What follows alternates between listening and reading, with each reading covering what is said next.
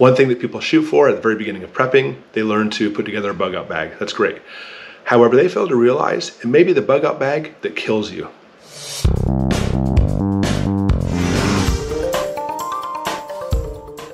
Don't get me wrong, bug out bags, they have a purpose. Yeah, they're very useful and they could indeed save your life. However, I think people put way too much trust in their bug out bag. Your home, no matter how unprepared it might be, will actually have serious advantages compared to a bug out bag. Now, bugging out should be your absolute last resort, and let me tell you why.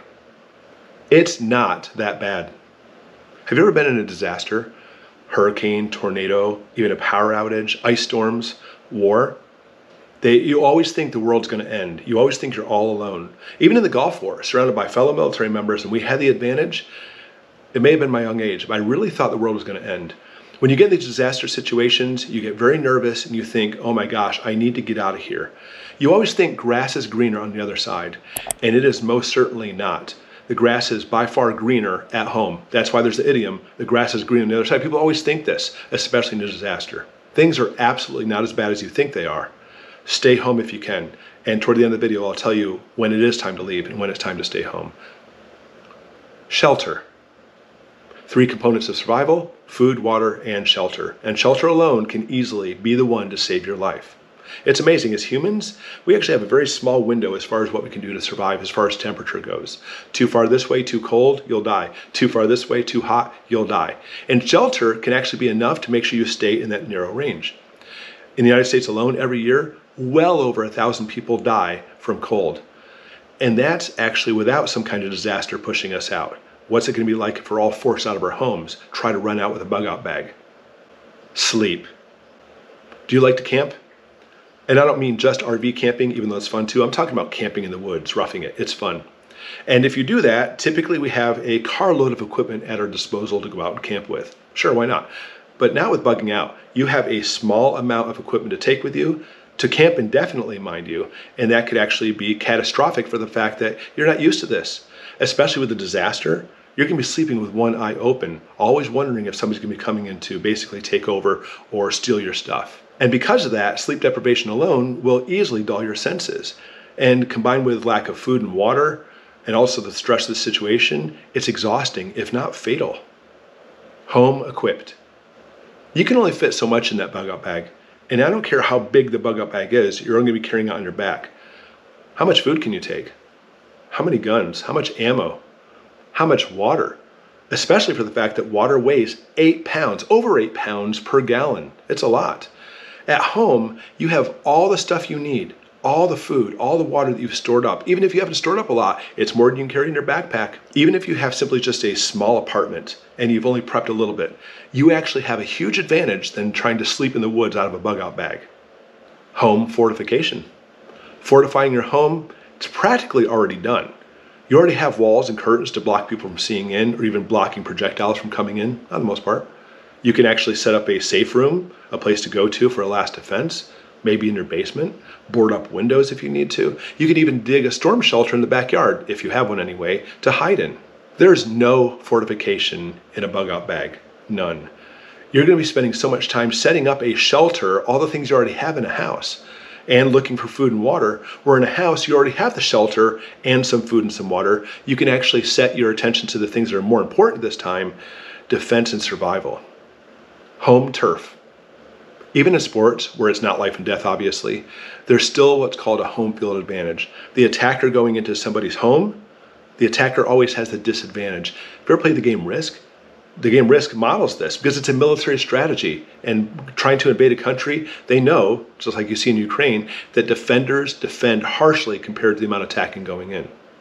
But with Risk, you roll the dice, the defender actually has a stronger role.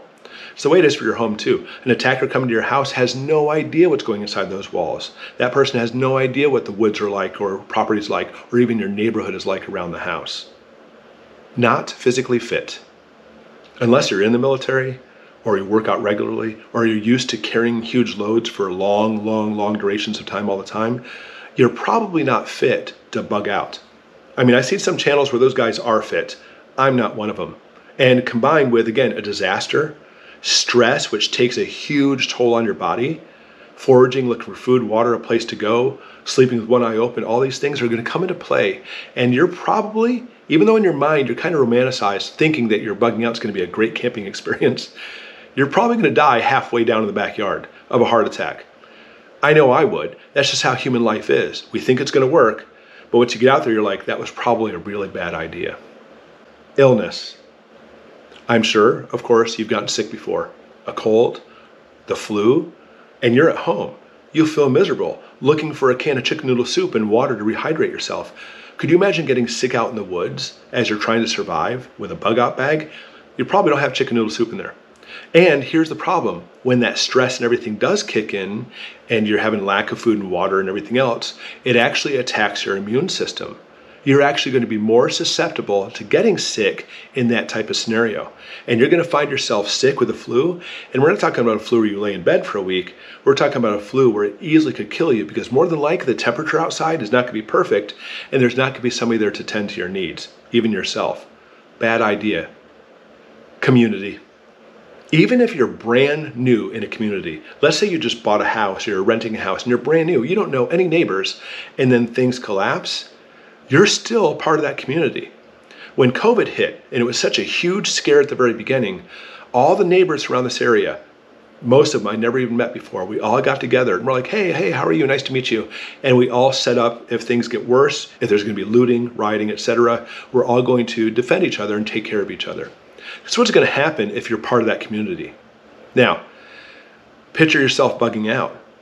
You're not part of anybody's community. In fact, that community who is banding together, including the woods and neighborhoods surrounding that community, are going to be watching for people like you. Even though you may have the best intentions, I just want to camp out, man, and eat my food and eat my chicken noodle soup and be happy. You are somebody who's not part of their community, and you're a threat. So having a community, at the very least the smallest community, is far better than being on your own or with a small group out in the wilderness. Bug out car. Again, I understand something about bugging out romanticizes it, makes it kind of like, I don't know, makes you feel alive. I've got my bag and I've got my saw and I've got my cooking kit and stuff. I love that stuff. I have it too. And having a bug out bag is actually very important. However, here's something that actually might be even more important. Besides having a bug out bag, still have your bug out bag, but instead take everything you possibly might need in a bug out scenario, make checklist, and actually make what we call bug out tubs. Cool. So you put all these tubs out. Let's say you do a scenario that if you need to get out, this car is the most fuel efficient and I'm going to leave in this car and I'm going to have 2 people with me. See what it's like with those 3 people in there. See how many tubs you can fit in that car, including, by the way, extra gasoline. Because I actually had a friend, it's a very funny story, even though kind of scary. He was like, you know what? I need to get out of he lived in downtown, by the way, of a city. I need to get out of the city and I've got just enough gas I can carry in gas cans to get out of the city.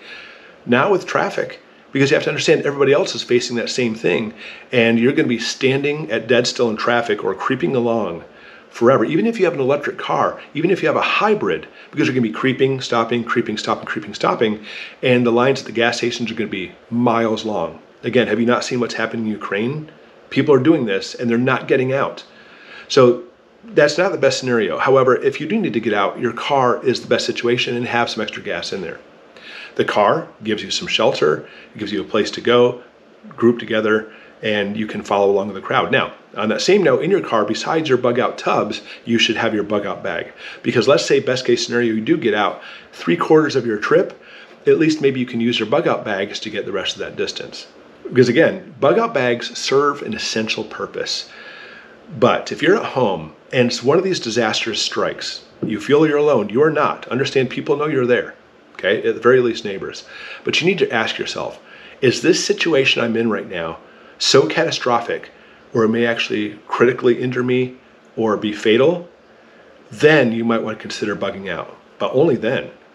Don't even think about leaving your house or premise unless it's going to probably kill you.